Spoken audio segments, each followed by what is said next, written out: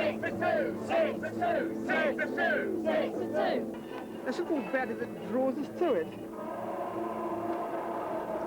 I mean, it was different in the 60s and it's still relevant now. 6 for 2! 6 for 2! Each time you watch it, you can come up with a different answer. 6! This just appealed to me from the time I was about 12 years old, and now I'm 42. 6 for 2! People were jamming the phone lines, wanting to get a hold of him, and Lou Gradley says he thought that was great.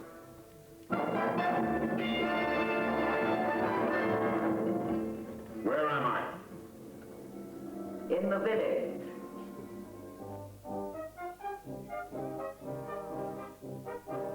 Portmeirion village on the edge of Snowdonia in North Wales. It was a dream that became a reality for architect Sir Clough Williams-Ellis. 30 years ago, it was the location for the shooting of the cult television series The Prisoner. It's an enchanting place at any time of year, but every August, lots of people in colourful costumes appear. They are members of 6 of 1, the Prisoner Appreciation Society, gathering for their annual convention. It all started when I was here on holiday in 1966, and I saw The Prisoner being filmed. I saw Patrick McGowan, some of the other actors, and in fact I looked out from this very spot and saw below me the actor that played the butler, the midget butler, down there on the beach with his sleeves rolled up, digging in the sand for dabs. I thought, what on earth is going on here? This is a very bizarre thing. And I looked around and I saw all these people with capes on and numbers on, and I thought, this is very, very strange, but I'll watch it when it comes on TV. So I waited with bated breath to see this thing called The Prisoner. And as weeks went by, it became weirder, more surreal, more bizarre, but it had me entirely hooked. It was particularly unusual. The Prisoner had a certain sort of fascination. I was about 12 years old at the time, and I thought, well, this is a programme that's a bit different from all the other programmes. And then I went many years without seeing it again, and then in '77 I saw it again, and I thought, yes, I'm even keener on this programme now in '77 than I was in '67.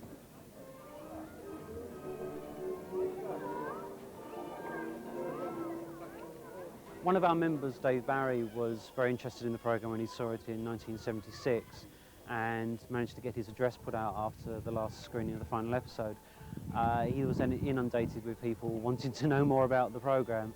And I really thought I'd meet half a dozen people in a pub somewhere. So I sat down and I watched the last episode. There went my name and address, you see. And off I went to bed. I thought, that's pretty good. Let's see what happens.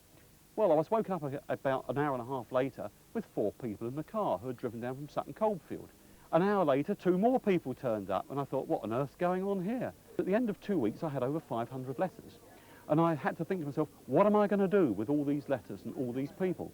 I thought, I know, I want to meet them. Let's try and start some sort of society.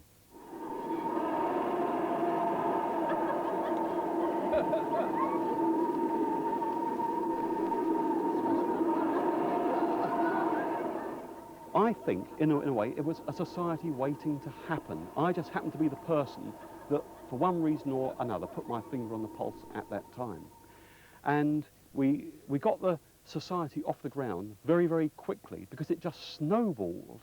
And within a comparatively short period of time, I mean, we had literally thousands of people. We contacted the owning company, ITC, and at first they were a bit sceptical, but they agreed to see us. And when I explained to them what had happened, and we were now in Sunday papers and things like this, it just went on from there. They gave us our blessing, and we started having conventions here in the spring of 1977. That was just a one-day affair, that was. But then from 1978 onwards, we've always had a whole weekend. Yes, we've been having conventions for the best part of 20 years. Of course, we always invite Patrick McGowan, but he's a bit of a recluse, you see. He is honorary president of the society. He accepted the honorary presidency of 6 of 1 right at the beginning. And the society stays in touch with him, although he hasn't returned to Portmeirion. He's come back to England often, but not to Portmeirion. And the society, which is called 6 of 1, is partly called that because of the enigmatic phrase in the programme, when number 6, Patrick McGowan, is asked why he has that number, he says 6 of one, half a dozen of another, and that's what 6 of one tries to be, that's what the prisoner tries to be, all things to everybody. King's Knight to King's Bishop 3. In the society there's between normally about 2,500, coming up 3,000 occasionally. But we normally get around 400, 450 people attending the convention, and they come from all over the world, all over the country. We've got people here that come as far as Switzerland and Germany and America. A couple of years ago we had someone come from New Zealand as well. Est-ce qu'on dit 6 of 1? Ah, 6 of 1. Vous êtes membre? We do the timetable in May, we invite the guests around July. By the beginning of August we've got it all pretty much down to a final cut of how we're actually going to run the convention. And this year it's a pretty packed timetable. King's Knight on to Knight 3. Who was he? This year we've actually got 4 guests coming, which is the highest number we've ever had. We've got the original camera operator for the series, Jack Lowen, a production secretary, Tina Davies, and we've got Norma West, who was a leading lady in one of the early episodes. And the last guest who told us at the last minute he was coming is Alexis Kanner, who was in the final episode. Yes, I've never been here before, and it's kind of a strange sensation because it is a little bit like coming home, but I've never been here at all, so it's kind of weird. There's a lot of familiarity. Yogi Berra, the American ball player, called it déjà vu all over again. Burn to Queen 4. How? Burn to Queen 4. How? Burn to Queen 4. To Queen 4. To Queen 4. Burn to Queen 4.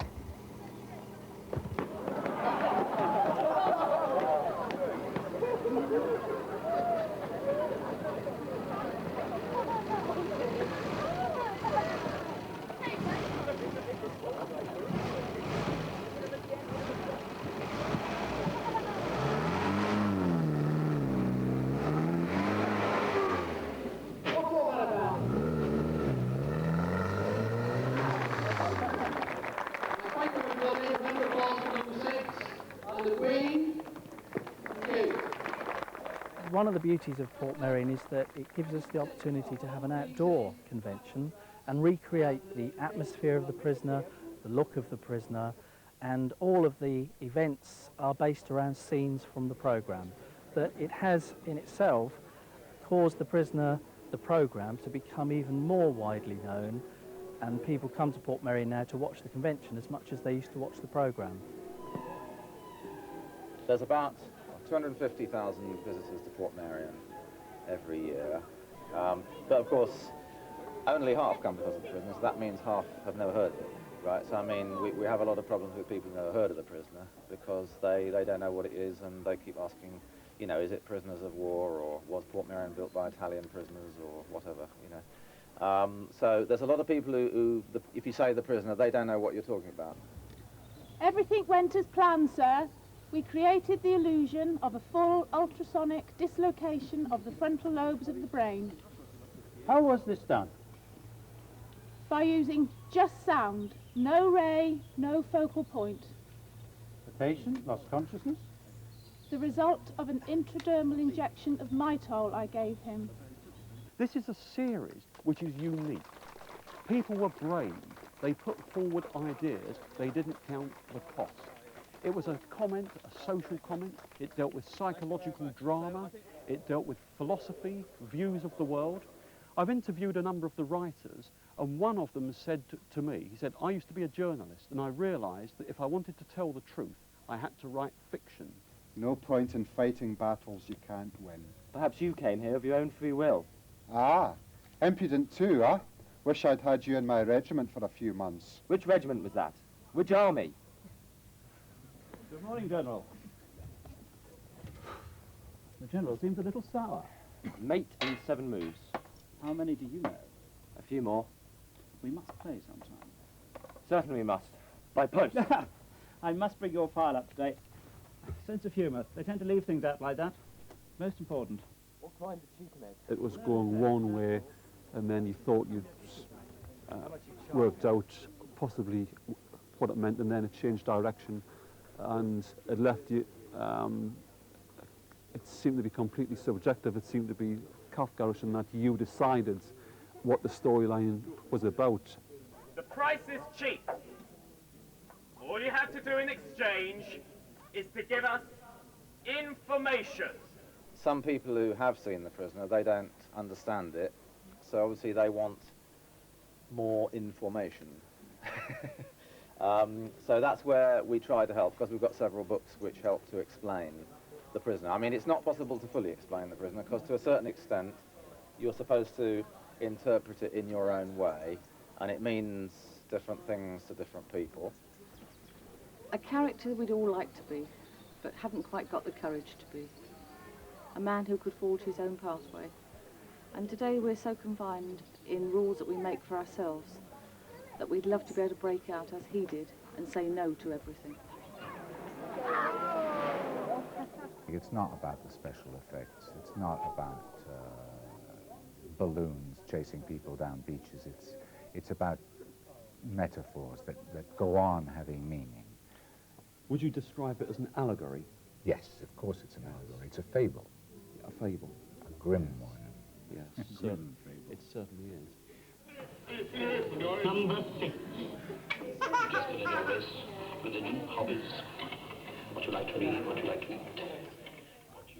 A lot of the things which are in the programme, surveillance, have become everyday things everywhere you go. If you shop, if you buy petrol, you're on surveillance camera. So that part of it has come true, but I don't think Pat McGowan was ever trying to put across a moral message. I think he was just trying to show some fictional 1984 type of surveillance-orientated society. Why were you brought here? You don't need to ask. I'm asking. I developed a new surveillance system. Go on. What's the point? I've confessed it all before. Try again. I thought all nations should have it. Treason? It would have ensured world peace. Treason? Treasonable thoughts, perhaps. The joke is, they let it get stolen anyway. Joke?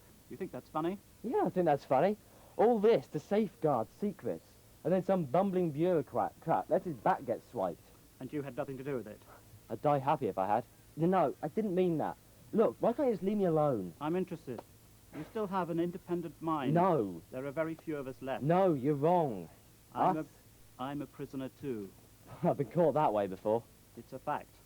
Then why the Inquisition? I wanted to make sure you were the man I was after. For what? We'll talk again. Certainly it was perhaps the series' driving force, Patrick McGowan, who really put his heart and soul and his ideas. Because when we come to the last episode, which was written by McGowan in a 36-hour burst when he was exhausted, everyone was asking, what on earth is it all about? We're going to get all the answers in the last episode. And when number 6, the character that is playing, finally gets to meet number 1, who is running the village, this number 1 character, he finds beneath the theatrical mask, he finds an ape's mask, and below that, as he tears it off, it's himself. Now this, of course, was really what set the seal on the series, because up until then, it could have been a really very good, bizarre, offbeat series with all these various messages.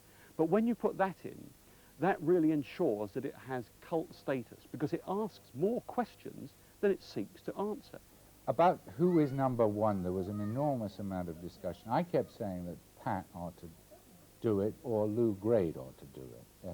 The head of the television network ought to be number 1. And Patrick thought both ideas were nuts. And there was a lot of toing and froing, because obviously Patrick had set such an extraordinary high standard. He's a brilliant, brilliant writer. And he'd set such a high standard that just to knock it off with some neat end wasn't going to work.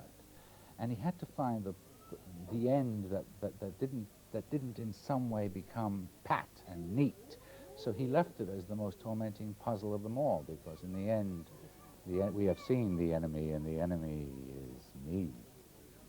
One reason it's lasted a long time is because it is a bit of a mystery. You see, if he sort of neatly tied up all the answers at the end, it probably wouldn't have lasted 30 years, you see. It's lasted 30 years so far, and it probably lasts a lot longer.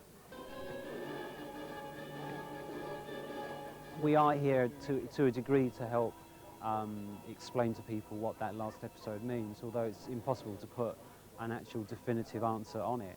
I mean, it's open to suggestion. You know, you think you've got it all sussed out, and then you watch it and you think, oh, no, there's something else there. And so it goes on. It's the man battling with his inner conscience. His own desire, anyone's own desire to be the best or be number one at whatever you do, work or play. I think he was telling people that true freedom lies within yourself, and nobody can influence you. Nobody should influence you, and in turn you shouldn't influence anybody.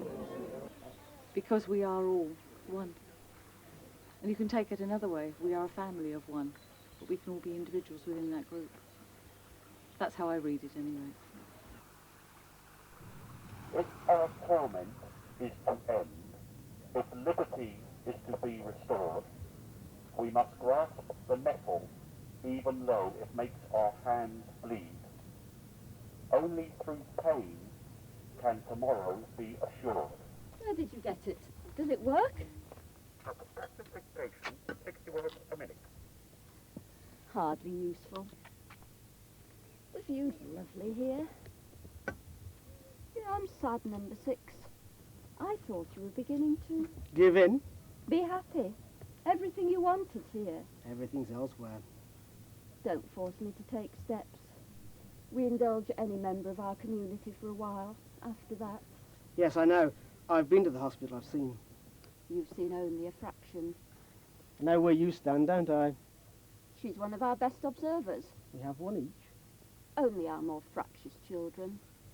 Shall we go down? Suit yourself.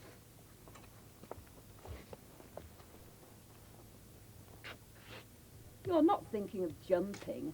Never. Good. I have my duty. To whom? To everyone. It's the rules. Of the people, by the people, for the people. Takes on a new meaning.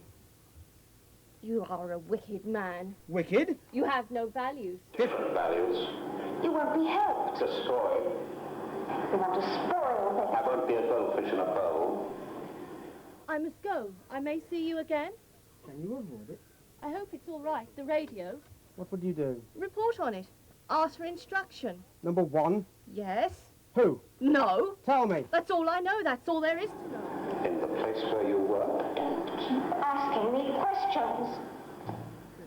It's certainly, yes, the one that most people debate, because it has no apparent plot and is full of symbolism, and people just love to talk about it and decide what it all means. I'd done A Danger Man, and also worked with Don Chappie, the director. And this part arrived, and Don thought that I would be right for it, but everybody always had to be presented to Pat and said, will you have so-and-so, so-and-so? And he passed me because he knew me. And so I arrived here and met Mary Morris, who was number 2 of that, and had a wonderful, wonderful early September. The weather was divine. We swam every morning at 6 o'clock, and it was just the happiest time I can remember. You've only been back a couple of times since the series. Only once, yes. Two years ago I arrived on a Sunday, your last day. A packed audience enjoyed Dave Jones's chat with Norma and relished the anecdotes about the filming of the episode. The mood of anticipation increased as the answer to the most intriguing question of the weekend was about to be revealed. Was there going to be a Prisoner movie?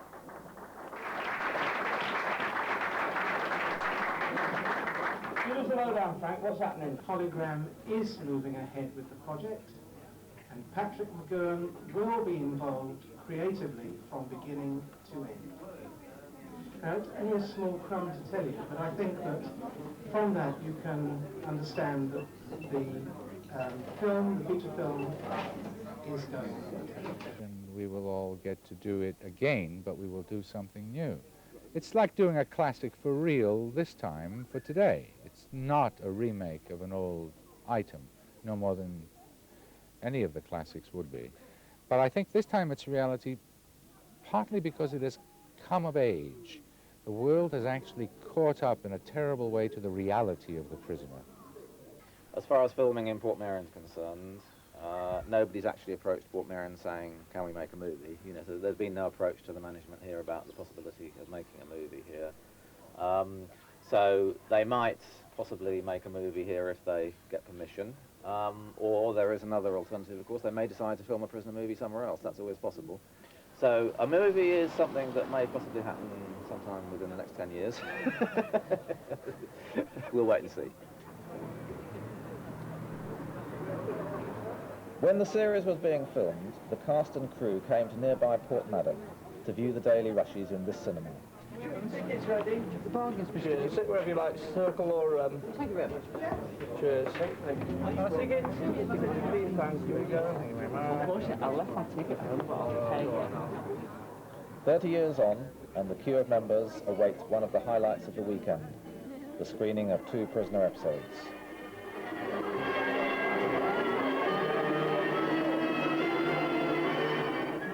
Seeing The Prisoner in 35mm on the big cinema screen is a very special experience, so much better than watching videos on the television.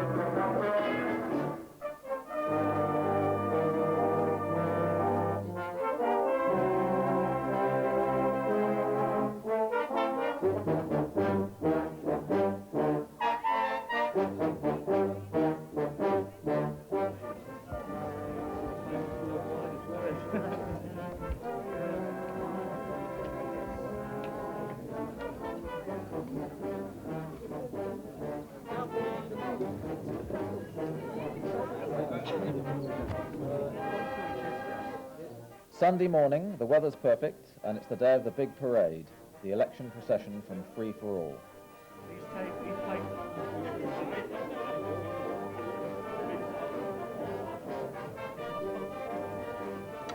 But before that, there are photos to be taken and autographs to be signed. Room for a little one. Yo! Yo!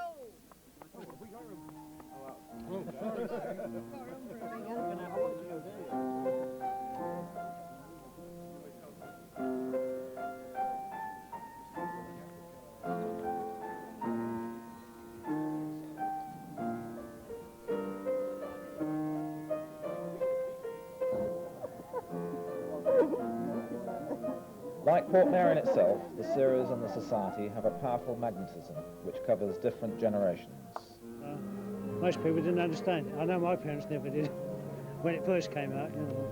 And then we sort of followed it ever since. I sort of understood it for what it was, and a lot of people built a lot more into it, I think. My son's here somewhere. He's more of a fan than I am, you might say. Yes, he's got the blazer and all the badges and everything as well. Oh yes, it's a collection I've accumulated over about 15 years. I've been in 6 of 1. The attendance of prisoner celebrities provides new information and insight, particularly valuable for the keenest members. Tina Davis happened to work with Orson Welles, so there's a few bits of background information on there, as well as the information, of course, about Patrick McGoohan. She was talking very much about Patrick McGoohan's involvement with the production office and with the other members of the cast and the crew, and about her reminiscences of working with other people on the series, such as Guy Dolman and Eric Portman. Excellent. It's better than ever, I think, especially with Alexis Kanner being here as well. That's the icing on the cake. Read it upside down. A classified document. Lying about his age, Alexis Kanner walked into the role of the Kid for the episode Living in Harmony. Having survived the grueling schedule and indescribable brutality for filming, he became a personal friend of Patrick McGowan and went on to direct him in the film Kings and Desperate Men. Dave Barry chatted with him in The Old People's Home. Alexis, tell me, you became involved in The Prisoner right towards the end of its series. How did this come about? I got involved in The Prisoner because Patrick had seen me in something or other, and Dave Tomlin had actually been the assistant director on a picture I did as a child. And when they came to write the Western, Dave said, "I'd like you to play the Kid," and that was the start of it. Now, how many of the ideas that came into the Western did you inject? Well, I was confronted with a script that was a classic Western. There's a man with no name who has to bring justice to a town. There's a kid with no name, known only as the Kid, roughly the apocryphal Kid, or Billy the Kid, a gunslinger, mad. There was the girl, the judge. There were people who had no names, and they were the counterparts, of course, of people with numbers.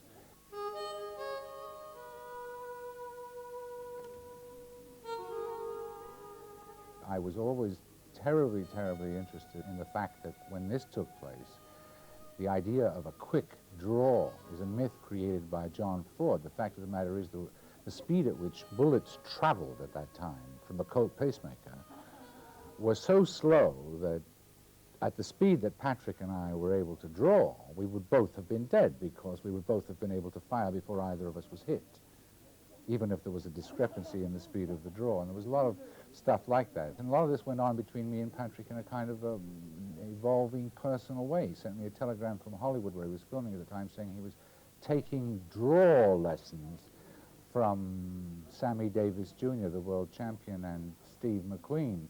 And I'd better put up a damn good show when the day arrived. And in fact, when the day finally arrived on the back lot at MGM for the draw, much money was wagered on the sidelines as to who actually was going to do this and who was going to outdraw who, and the truth wasn't known until the film came back. I still own that strip of film. The next day we got it back, and I knew exactly how many frames it took to get it out. 11/24ths of a second, and Patrick was 16/24ths. Looking back now, all these years later, and you look back to when it was made, I mean, can you understand that at the time you were making this, did you envisage such a cult following that's going on even today, and in fact growing? No, the most extraordinary thing about my being here is to discover that people in their 20s and 30s are now avid Prisoner followers. I had secretly envisaged a sea of blue-haired faces here, you know, and here are these youngsters doing it, and it is an absolute astonishment to me how it's come about and how it's lasted.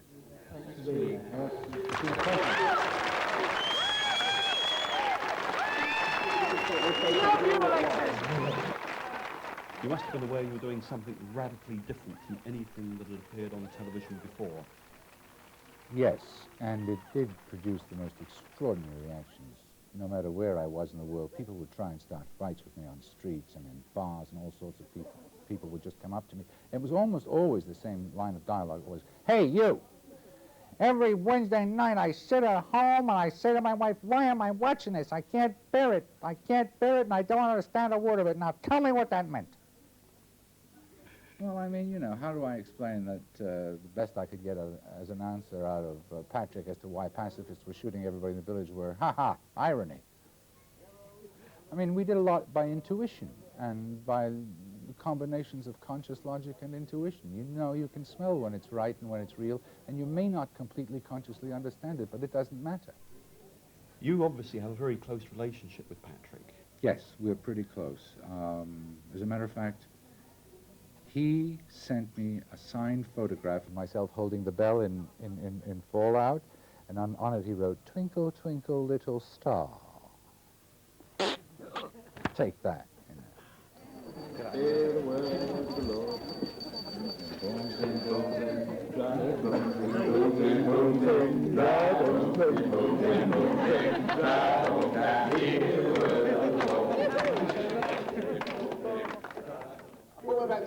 is one of the major scenes from The Prisoner. We're doing a reenactment, and this is where number 6 is running for office. So keep your eyes out, hope you enjoy it. Plenty of shouting and cheering, 6-2, rah-rah, and once we get down to the gloriative, everyone will then take the path to the left, go round the sea, parade round till the music stops, where number 6 and number 2 will make the address from the gloriative. We'll then proceed round the left, Tom and Prisoner reporting us to jump into the mark, and then we'll carry on down to the town hall, number 6 will stop briefly, all the way round. 6 for 2! 6 for 2! 6 for 2! 6 for 2! 6 for 2! 6 for 2! 6 for 2! 6 for 2! 6 for 2! 6 for 2! 6 6 for 2. Vote. 6 for 2. 6 for 2. 6 for 2. 6 At some place, at some time, all of you held positions of a secret nature and had knowledge that was invaluable to an enemy. 6 for 2! 6. 6. 6. 6. 6. 6.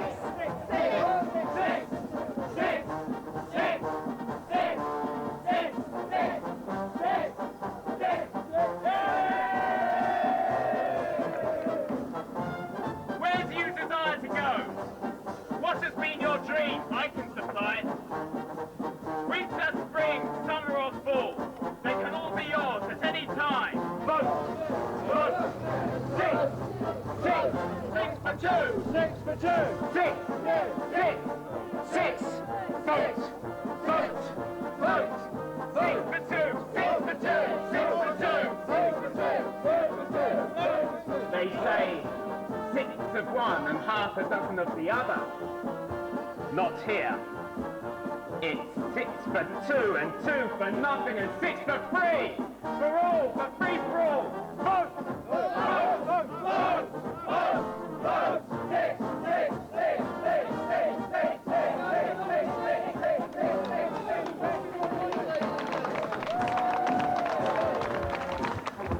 Well done.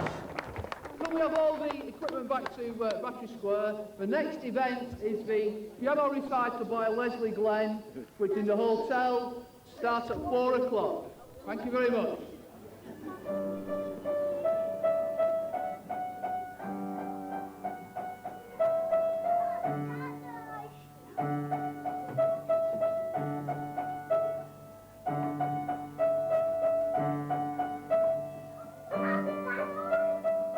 A little drop now and then helps to keep the nerves steady.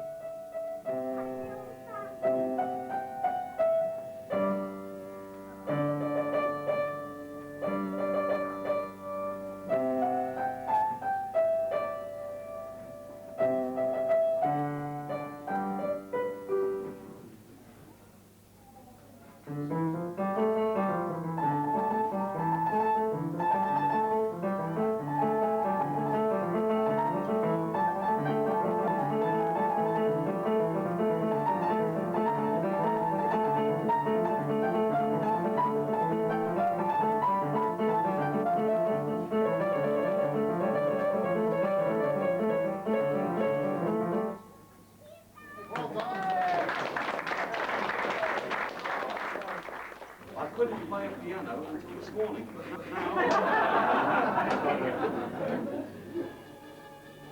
Do I feel I ever want to get away from The Prisoner? Well, frankly, no. Because each of us, I mean, in modern parlance, each of us